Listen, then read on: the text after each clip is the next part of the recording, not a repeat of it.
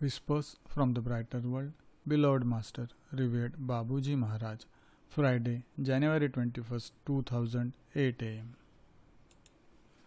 Collect some of the sayings that remained in your drawers. They are pearls that you can append to the end of this soaring. Nothing must get lost of what has been kept. The rest vanished. Our scribe had no idea of what would come of all that.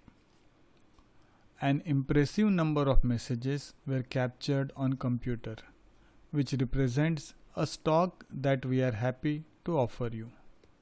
It is up to you to make good use of it. They also can remain in drawer, or thanks to your taking care of them, they will fructify in you and swell your stock.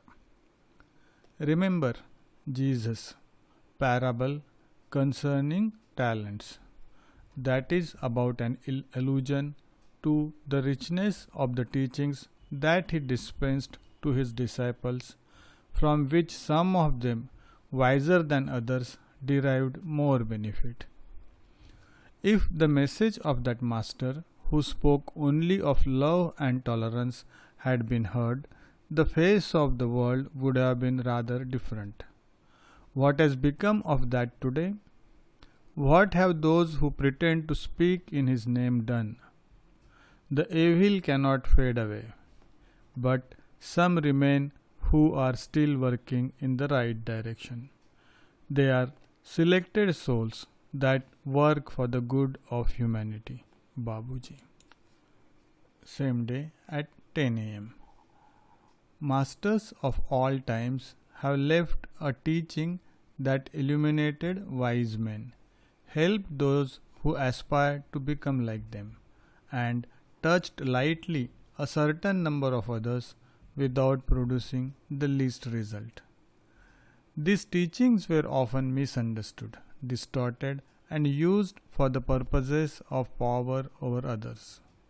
They became religions with heavy structures which are domineering with a certain exploitation of the weakest. That is what we must avoid at any price in the mission. In future days, the same plans should not be repeated. My son is restructuring the mission. It is for him to set up a system that cannot degenerate toward letting the will for power of certain individuals who are tempted to institute a narrow regulation which is not really along the lines of the teaching that we give you magnify. The method is very simple. Nothing must come to make heavy what exists. Structuring, yes, but not transforming in the wrong direction. It is the power of a few people that provoked a good many dramas in the past, and that same power continues to do it. Don't forget it. Humans are redoubtable. We fear that this way, with all the treasures that it includes, may not be used as it should be in the future. Serious barriers must be put to avoid possible drifts. It is our concern for the present and the future. My son must choose his collaborators judiciously. Many are full of goodwill, but that is not sufficient. Some would like to innovate to draw the attention to themselves, which is dangerous. He must remain heedful and must surround himself with a few advisors whom he and we put trust in.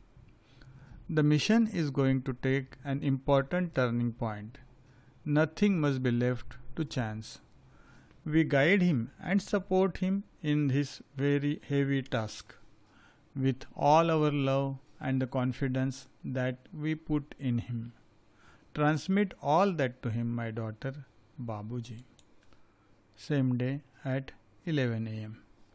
It was not easy for me to consider you as a master. This whisper is from Pujya Chariji Maharaj's wife, Sulochana. You were above all a spouse and head of the family, released from the human body, which limits the understanding of things.